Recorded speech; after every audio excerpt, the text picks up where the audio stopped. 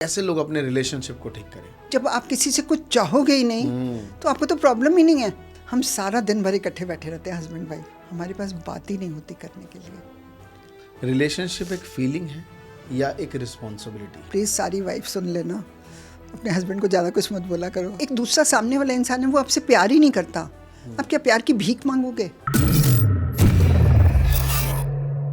सो हाय दोस्तों, welcome to Poonam's mic. और सबसे पहले तो थैंक यू सो मच कि आपने लास्ट वीडियो में इतना प्यार दिया। मतलब मैं सोच भी नहीं रहा था कि आप सब इतने एक्साइटेड थे। कई लोगों ने तो लिखा ये गलती पूनम मैम की है, उन्होंने इतने सालों से अपने बारे में छुपा के रखा। ऐसा कुछ नहीं है, मैम ने इतनी वीडियोस बनाई है ना, अगर आप जब तक पूरी वीडियोस देखेंगे नहीं जानेंगे। लेकिन आप थैंक्स मुझे बोल सकते हैं क्योंकि मैंने उस चीज़ को जोड़ के एक वीडियो में आप तक लाया। बाकी जोक सपाट, बहुत ही अच्छा लगा लास्ट वीडियो, मुझे ही बहुत अच्छा लगा। And thank you so much ma'am for coming again कि आज आप फिर से कुछ नए टॉपिक्स पे हम डिस्कस करेंगे, स्पेशली ऑन रिलेशनशिप, क्योंकि लास्ट में आपने वो हिंट भी दिया था रिलेशनशिप का। कैसे हैं मैम आप? बढ़िया, बहुत अच्छा। और आज हम इस टॉपिक पे बात करेंगे डिटेल में। देखिए, रिलेशनशिप एक ऐसी प्रॉब्लम है हर एक की लाइफ में। अगर आपका रिलेशनशिप अच्छा है तो आप लाइफ में सक्सेस, अचीवमेंट्स सब कुछ कर सकते हैं, और कहीं ख़राब हुआ तो सारी चीज़ें धरी की धरी रह जाएंगी, बाकी चीज़ें आप आगे नहीं बढ़ पाएंगे। सबसे पहला रिलेशनशिप जो बहुत इंपॉर्टेंट है मैम, वो है एक बच्चे का अपने फादर से। तो यहीं से ना, एक अगर मैं बात करूं पहले मेंस की या वुमेन की, या फिर एक बेटी की अपने बाप से, वो जो रिलेशन होता है, यही रिलेशन उसके करियर को ड्रिवन करता है। मुझे ऐसा लगता है माँ तो क्या है, बड़ी कई बार जैसे प्यार से भी पुचकार देती हैं, सभी माँओं की बात नहीं कर रहा कुछ। तो मेरा सवाल आपसे ये है कि एक बेटे का पिता का कैसा रिलेशन होना चाहिए? देखिए, बेटे का फादर का चाहे बेटे से हो या बेटी से हो, एक ही बात है, दोनों उनके बच्चे हैं। और बहुत सारी बातें अभी आजकल जो है ना, जो लोग कर नहीं पाते, पेरेंट्स कर नहीं पाते। मैं आपको बताती हूँ कि सबसे बड़ी बात तो कि जब वो शाम को अपने ऑफिस से या काम से जब भी आते हैं, ठीक है, तो उनको आते ही सबसे पहले अपने बच्चों के साथ बैठ के बच्चों से बात करनी चाहिए कि आज तुम्हारा स्कूल कैसा रहा और क्या हुआ। और फिर बच्चे ना अपने पेरेंट्स को ये सब बातें बता के ना बहुत खुश होते हैं। तो पहले तो आपको उनसे ये सब पूछना चाहिए, फिर अपने बारे में बताओ कि आज हमारे ऑफिस में ये हुआ वो हुआ। वो बच्चे वो भी बहुत खुश होकर सुनते हैं। और आजकल क्या होता है, आजकल होता है कि मैंने बहुत जगह पे देखा है कि फादर आते हैं, वो अपने फ़ोन पे लग जाते हैं या टीवी लगा लेंगे, क्रिकेट देखने लग जाएंगे, न्यूज़ देखने लग जाएंगे। और बच्चा बेचारा सोचता ही रहता है कि पापा तो बात ही नहीं करते और पापा को तो फुर्सत ही नहीं है। तो फादर को ये बिल्कुल नहीं करना चाहिए। जब शाम को वो आएँ तो अपने बच्चों को टाइम दीजिए सबसे पहले।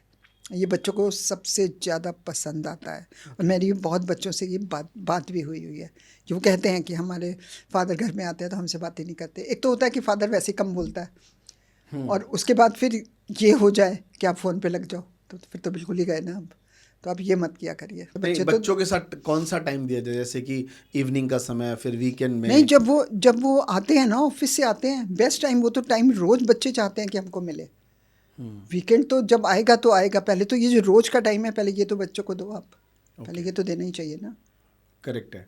अब बहुत जगह कहते हैं कि आजकल रिलेशनशिप कहीं ना कहीं एक जिम्मेदारी बन चुकी है ना, कि भाई जिम्मेदारी है बच्चों को पालना, उसको पढ़ाना, उसको खिलाना, उसको आगे बढ़ाना। क्या लगता है आज की जनरेशन में 2025 की जो एरा चल रहा है, जहाँ पे लोग भाग दौड़ कर रहे हैं नौकरी के लिए, जॉब्स नहीं मिल रही, लोग पीजी में रह के काम कर रहे हैं ना, घर से दूर चले जाते हैं सिटी में काम करने, जो लोग विलेज एरिया में होंगे, तो इस सिचुएशंस में कैसे लोग अपने रिलेशनशिप को ठीक करें?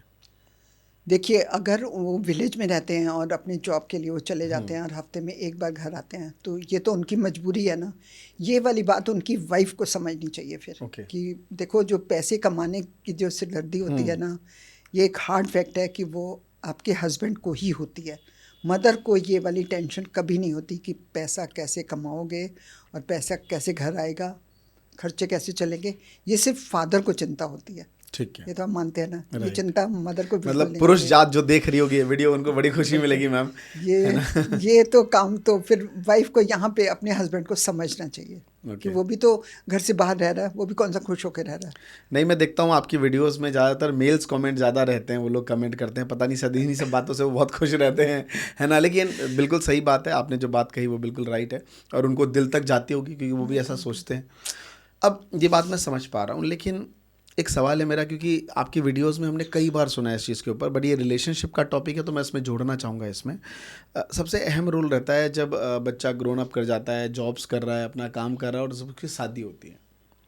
तो एक शादी का जो रिलेशन है, वहाँ से मैंने बहुत सारे वीडियोज़ में सुना है कि मेरी वाइफ इतनी अच्छी थी कि आज मैं यहाँ पे हूँ। ये कई लोगों के मैंने देखे हैं घर टूटते हुए कि भाई शादी हुई, जैसे जितने भी सेलिब्रिटी को आप देखें, है ना, आजकल क्रिकेट में देखिए हार्दिक पांड्या, उनका डिवोर्स हो मैं गया। आपको यहीं पर रोकती हूँ। जी।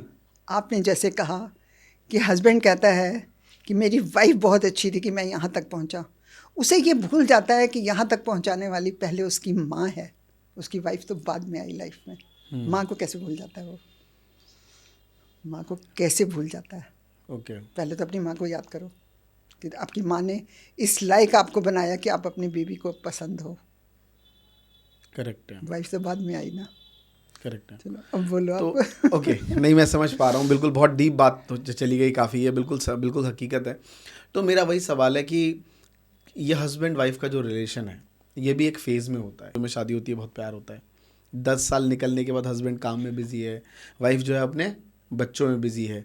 तो एक डब्लू पैटर्न मैंने सुना था, एक फॉर्म होता है कि शुरू में आपने एक फिल्म देखा होगा, है ना, फिल्म में बताया गया था कि शुरू में बहुत प्यार होता है, फिर प्यार कम हो जाता है, फिर जब बच्चे थोड़े बड़े हो जाते हैं थोड़ा सा प्यार बढ़ जाता है, फिर प्यार घट जाता है क्योंकि बच्चे थोड़े से अपने काम में बिजी हैं, शादियां हैं, ये हैं, बिजी हैं। फिर उसके बाद बच्चे जब शादी आदि होकर सेटल हो जाते हैं, फिर दोनों जब बुढ़ापे में जाते हैं तो बहुत प्यार कर रहे होते हैं। तो क्या आपका तरीका क्या, क्योंकि आपने इतने रिलेशनशिप को हैंडल किया है, इतने लोगों के जीवन में लाइफ में बदलाव लाए हैं, आपका क्या मंत्र है? आपने भी कहा ना कि पूरी लाइफ ऐसे निकलती है और बुढ़ापे में जब आ जाते हैं तो उनका प्यार बहुत हो जाता है। नहीं, ऐसा नहीं होता। कई बार क्या होता है कि बुढ़ापे के टाइम पे प्यार नहीं रहता। वो इसलिए नहीं रहता कि पूरी लाइफ तो उनके पास बातें होती हैं बहुत करने के लिए। जब उस स्टेज पे आ जाते हैं तो एक टाइम ऐसा आ जाता है कि हस्बैंड वाइफ के पास बात ही नहीं होती करने के लिए। पूरी लाइफ तो बच्चों की बातें कर रहे होते हैं ना, कि बच्चे पढ़ रहे हैं, बड़े हुए, शादियां हुई, उन सब की वो सब बातें करते ही हैं। जब वो सब निपट जाते हैं, एक टाइम ऐसा आता है कि मैंने बहुत लोगों को देखा है कि लोग कहते हैं कि पूनम, हम सारा दिन भर इकट्ठे बैठे रहते हैं हस्बैंड वाइफ, हमारे पास बात ही नहीं होती करने के लिए। सच में बात तो ही उस नहीं होती सिचुएशन है। में कैसे सॉल्व किया जाए? कुछ नहीं सॉल्व क्या करना, वो तो लाइफ है। उस समय बातें ही नहीं रह जाती ना, कौन सी बात करोगे आप? ओके। अगर तो आप सोशल हो, अगर तो आप सोशल हो तो अपने आप सोशल लाइफ की बातें करते रहोगे कि आज ये हुआ, आज वो हुआ। जैसे मैं, ओके। बातें होती हैं बहुत सारी करने जी। के लिए, तो मेरे पास बहुत सारी बातें होती हैं करने के लिए। किसी के साथ भी मुझे बिठा दीजिए, किसी भी करेक्ट एज है। वाले के साथ, तो होती है मेरे पास बातें, लेकिन लोगों के पास नहीं होती। समझ गया।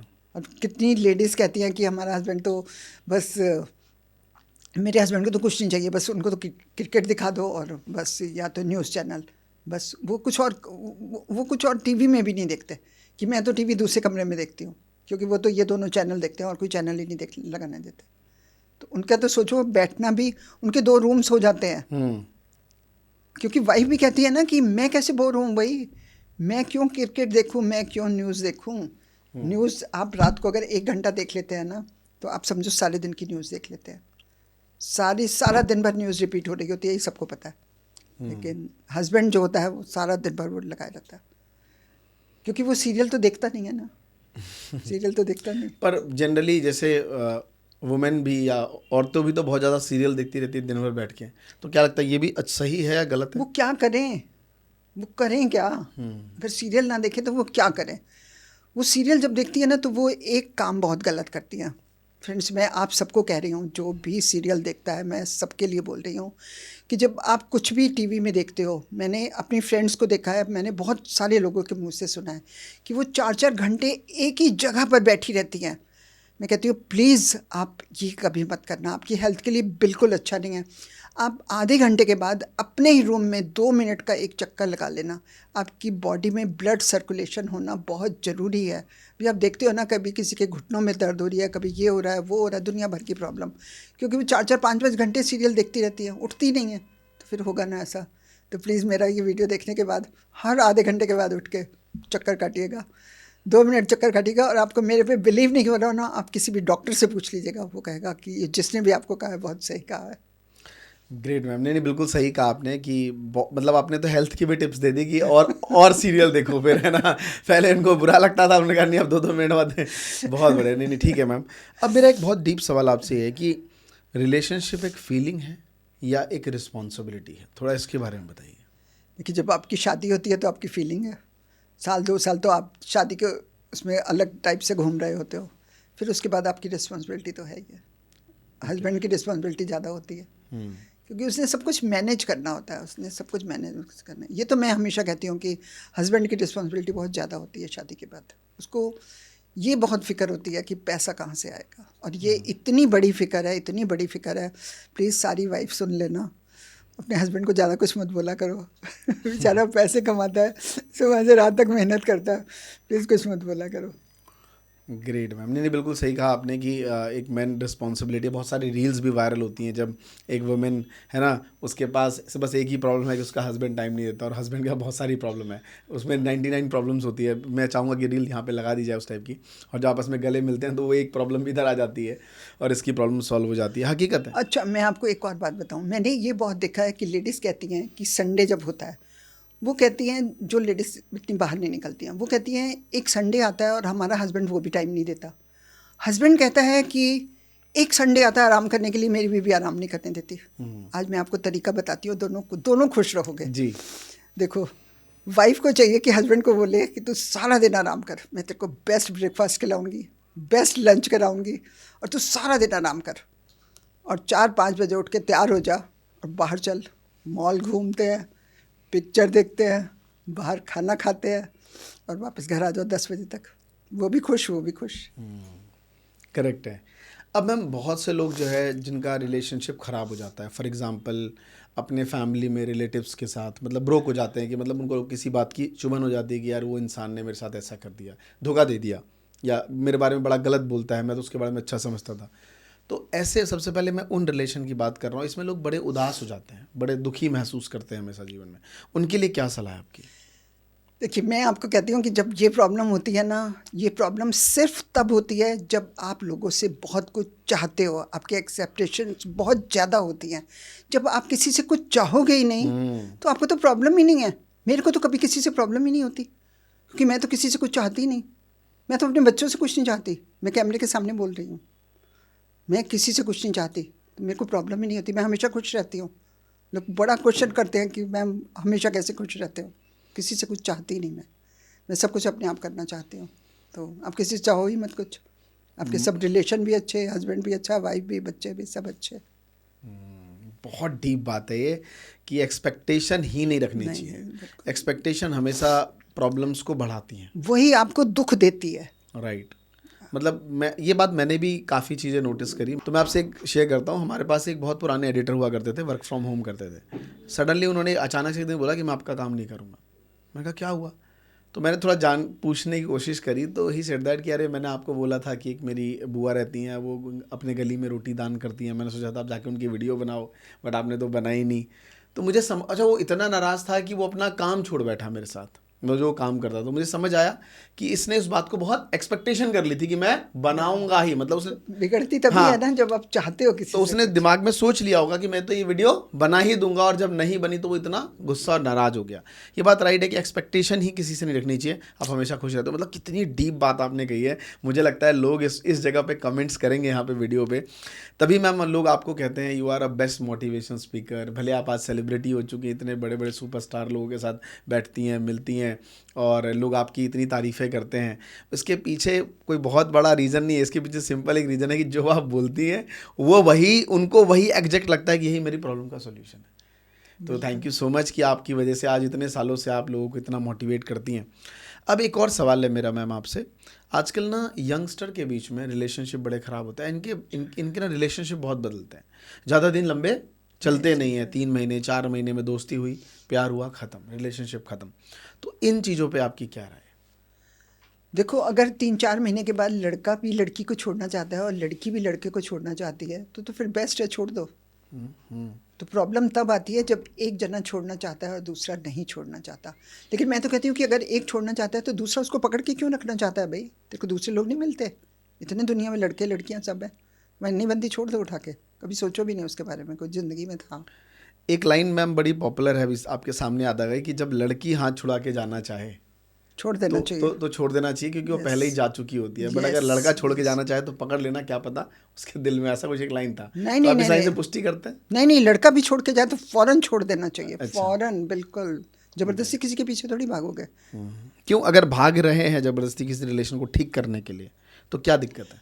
तो ठीक तो करो ना, फिर भाग क्यों रहे हो? अगर ठीक करना है तो दोनों मिल के बैठ के बात करो फिर। फिर आपको ऐसे नहीं लगता कि अगर ऐसे एक पर्सन रिश्ते नहीं बिल्कुल ही चलते। तैयार नहीं है और दूसरा कोशिश कर रहा है, तो वो सही है? नहीं नहीं नहीं नहीं, ये ज़बरदस्ती वाले रिलेशन नहीं करने चाहिए, छोड़ देना चाहिए फ़ौरन एकदम। मेरे पास ये वाले बहुत सारी प्रॉब्लम्स क्या आती हैं प्रॉब्लम्स लड़कों आती है की। अगर ऐसे सिचुएशंस में, क्या प्रॉब्लम फेस लड़कों करते की हैं? बहुत सारी प्रॉब्लम्स आती हैं मुझे। एक बार मुझे किसी ने पूछा, एक लड़का था 24 ईयर्स का था, तो उसने मुझे फ़ोन किया और उसने मुझे कहा कि मैम मैं बहुत परेशान हूँ। मैंने कहा बोलो। मैम मैं बहुत ही परेशान हूँ। दूसरी बार मैंने कहा बोलो। तीसरी बार मैम मैं बहुत ही ज़्यादा परेशान हूँ। मैंने कहा प्रॉब्लम तो बताओ। कहता है कि एक लड़की मुझे बहुत अच्छी लगती है और वो मुझे भाव नहीं देती और मैं बहुत ही परेशान हूँ, मैं क्या करूँ बताओ। तो मैंने उसको बोला कि, मैंने कहा कि मैं तेरे को एक सेंटेंस बोलूँगी, उम्मीद है मुझे कि तू समझ जाएगा। तो कहता कि हाँ जी बोलिए। मैंने उसको बोला देख, शादी उस लड़की से करना जो लड़की तुझसे प्यार करती हो, शादी उस लड़की से मत करना जिससे तू प्यार करता हो। और वो तेरे को भाव नहीं देती, तेरे को कौन सी मुसीबत पड़ी है भाई? लड़कियों की कमी है? मैंने कहा बता दे, लड़कियों की कमी है? तेरे को कोई और लड़की नहीं मिलती? कहता नहीं मिलती है। तो मैंने कहा क्यों भाग रहा है उसके पीछे भाई, क्यों भाग रहा है? उसने दिल्ली वाले मुझे स्टाइल में आपने उसे हड़का दिया। उसने मुझे फ़ोन में उसी समय कहा, मैंने आज से, अभी से, इसी वक्त से उस लड़की को छोड़ दिया और मैं 80% रिलैक्स हो गया मैम। सोचो, मैंने इतने से उसमें उसकी प्रॉब्लम सॉल्व कर दी। और वो जब मेरे से बात कर रहा था, 3 बार उस लड़के ने मेरे से बोला कि मैं बहुत ही परेशान हूँ, बहुत ही परेशान हूँ। सोचो वो कितना परेशान था, सिर्फ मेरे इतने समझाने से, जरा से समझाने से। ऐसे केसेस बहुत ज़्यादा आ रहे हैं, बहुत ज़्यादा आ रहे हैं। अब एक बहुत बड़ा केस ये आ रहा है कि लोग लोनलीनेस का शिकार होते जा रहे हैं, क्योंकि सब अकेले रहते हैं। इतनी बड़ी रील की दुनिया चल रही है, और रील भी लोग अकेले बैठ के देख रहे हैं। तो रील्स की दुनिया में ना हर चीज़ बड़ी ग्लोरीफाई है, बड़ी अच्छी है कि कोई पर्सन घूम रहा है तो बड़ा अच्छा है ना, लाइफ को एंजॉय कर रहा है, सोलो ट्रिप कर रहा है, कोई यहाँ जा रहा है, कोई जा रहा है। हर कोई अपना अच्छा वाला एंगल कहाँ दिखाते हैं? इंस्टाग्राम पे, राइट।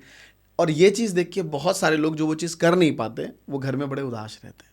तो उनके लिए क्या मैसेज देंगे? इनके लिए सिर्फ एक ही लाइन में मैं मैसेज देती हूँ कि आपकी लोनलीनेस ख़त्म होने का सिर्फ एक ही तरीका है, आप ज़्यादा से ज़्यादा अपने फ्रेंड्स बनाओ। आपकी लाइफ वहाँ रहेगी, बहुत ही अच्छी लाइफ होगी। ओके। अब ये भी एक सवाल उठता है कि लाइक रिलेशनशिप में अच्छे दोस्त बनाना इंपॉर्टेंट है, क्योंकि दोस्त आजकल बड़े मतलबी होते हैं, बिना फ़ायदे के कोई आपसे जुड़ता नहीं है। ये तो मैंने भी देखा है अपनी लाइफ में। तो मैं आपसे जानना चाहता हूँ कि जब भी हम दोस्त बनाएं, चुनें, हमारा किस तरीके का लाइक रिलेशन होना चाहिए फ्रेंड्स में, कि जिससे हमें ग्रोथ मिले, हमें समझ मिले, हमारा जीवन अच्छा चले? और जी मेरी लाइफ में तो कभी ऐसा हुआ नहीं कि कोई मेरी ऐसी फ्रेंड्स हो जो मुझसे कुछ फ़ायदा चाहती हो और उन्होंने फ्रेंडशिप की हो और कुछ है। और मेरी इतनी सारी फ्रेंड्स हैं, बहुत अच्छी अच्छी फ्रेंड, मेरी सारी फ्रेंड्स बहुत अच्छी हैं। मेरी लाइफ में तो ऐसा कभी हुआ नहीं। बट किसी के लाइफ में अगर हो रहा है ऐसा, मान आप लीजिए चाहो, कि मैं बताऊँ किसी से, अपनी आपका जो भी फ्रेंड है या फ्रेंड है जो भी है, आप चाहते क्यों हो किसी से कुछ? Okay. जब आप चाहोगे नहीं तो प्रॉब्लम कहाँ है? प्रॉब्लम तो है ही नहीं।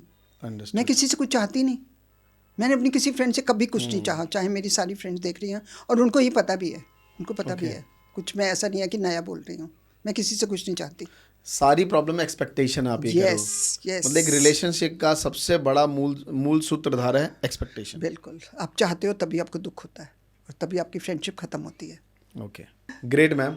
सो आपने रिलेशनशिप को अच्छा बनाने के लिए इतनी सारी बातें कही, जिसमें सबसे मेन पॉइंट था कि आप किस तरीके से एक्सपेक्टेशन ना करो तो सब चीज़ ठीक चलेगी। एक लास्ट सवाल है कि लोग रिलेशनशिप में पड़ जाते हैं, अब समझ आ गया ये इंसान उसके जीवन में नहीं है, अब उससे बाहर नहीं निकल पाते लोग, बड़ा एक डिप्रेशन मोड चलता है, इसको कैसे ठीक करें? आप कैसे नहीं बाहर निकल सकते? एक दूसरा सामने वाला इंसान है, वो आपसे प्यार ही नहीं करता, आप क्या प्यार की भीख मांगोगे? क्यों भाई? मतलब उन्हें ढूंढना चाहिए कि आप देखो कि आपके माँ बाप आपको प्यार कर रहे हैं, आप उनकी तरफ क्यों नहीं देख रहे हो? मैं कह रही हूँ माँ बाप छोड़ दो, आपको सबको छोड़ दो। अगर कोई आपकी ज़िंदगी में ऐसा लड़का या लड़की है जो आपसे प्यार ही नहीं करता, तो आप क्या उसके पीछे पीछे भागोगे? नहीं तो मुझसे प्यार कर, कैसे? क्यों? आप कैसे इंसान हो? भीख मांगोगे प्यार की? करेक्ट, किसी इंसान से प्यार की भीख नहीं मांगनी चाहिए, चाहे आपका कोई भी रिलेटिव हो, चाहे आपका मतलब कोई भी आपका सेल्फ रिलेशन हो। रिस्पेक्ट घटता है बिल्कुल। यस, बिल्कुल। आप भीख कैसे मांगोगे? भीख ही मांग रहे हो ना अगर उसके पीछे पड़े हुए हो तो, चाहे आपका कोई भी रिलेशन है। करेक्ट, नहीं नहीं, ग्रेट मैम, आपको बिल्कुल। अपनी भी तो रिस्पेक्ट होनी चाहिए ना, कि आपकी भी तो कोई अपनी रिस्पेक्ट है। भीख मांग रहे हो तो आपकी तो क्या रिस्पेक्ट है? आपकी तो कुछ है ही नहीं, पीछे पड़े हुए उसके। क्यों भाई? बिल्कुल नहीं। कोई भी पीछे मत पड़ना। कोई भी आपका रिलेशन हो, जहाँ से आपको प्यार नहीं मिलता, फ़ौरन उसको छोड़ दो।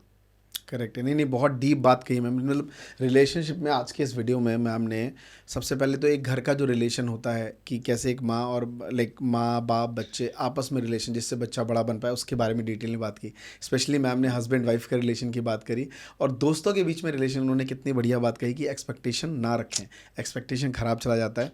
और एंड में वो जो लोग जो बाहर निकलते हैं उनके लिए भी कोई बहुत बड़ा सोल्यूशन। देखिए कई बार ना प्रॉब्लम्स बड़ी होती हैं। मैंने पूनम मैम से मिलने के बाद, इतना समय जानने के बाद मुझे समझ आया, प्रॉब्लम्स इतनी बड़ी होती हैं, सॉल्यूशन इतना होता है, और आप समझ नहीं पाते। तो थैंक्स टू यू कि आप जैसे लोग मैम हमें बता रहे हैं, हमें सिखा रहे हैं, और एट द एंड कैसे आप रिलेशनशिप से बाहर निकले। तो सबका ज़्यादातर वर्ड्स था एक्सपेक्टेशन, तो रिलेशन में एक्सपेक्टेशन ना रखिए। और पूनम कालरा चैनल पे जब तक आप बने रहेंगे तो आपको और भी नॉलेज मिलती रहेगी। तो मैं बोलूँगा कि पर्सनल लाइफ मैम की जाननी हो तो फेसबुक का लिंक मैं डिस्क्रिप्शन में कमेंट बॉक्स में नीचे डला हुआ है। और अगर आपको यूट्यूब पे और भी सीखना है, डिटेल में समझना है मैम के बारे में, आपका लाइफ बहुत डिस्ट्रॉय हो चुका है रिलेशनशिप के ऊपर, तो मैम की वीडियो में प्लेलिस्ट सेक्शन में रिलेशनशिप पे बहुत सारी वीडियो मैम ने सोलो बनाई हुई हैं कुछ पॉइंटर्स के हिसाब से, उसको जरूर देखिए। And thank you so much ma'am कि आपने इन सब टॉपिक्स पे इतना अच्छा बिल्कुल। दिया। आपने क्वेश्चन इतने अच्छे पूछे, मतलब जो। और मैं आपको एक बात बताऊं अमरीश जी, मेरे जितने जवाब होते हैं ना, जो मैं सोसाइटी में देखती हूँ ना, आपने जितने मेरे से क्वेश्चन पूछे, मैं ये सब सोसाइटी में देखती हूँ, रोज़मर्रा की ज़िंदगी में देखती हूँ। मेरे आंसर उसी के हिसाब से होते हैं। परफेक्ट, सब तो ये प्रैक्टिकल आंसर तो होते ये हैं। और मैं भी यही बोलने वाला था, प्रैक्टिकल आंसर्स मैम ने वो भी बोल दिया। तो मुझे लगता है कि मैं तो ज़बरदस्ती ही इस कैमरे में बोल रहा हूँ इतना ज़्यादा, लेकिन थैंक यू सो मच, बहुत ही मज़ा आया इस वीडियो में। एंड आप पूनम्स माइक को बिल्कुल फॉलो करते रहिए और कॉमेंट्स ज़रूर करिए जिससे एक्साइटमेंट मिले। Thank you so much ma'am. Thank you.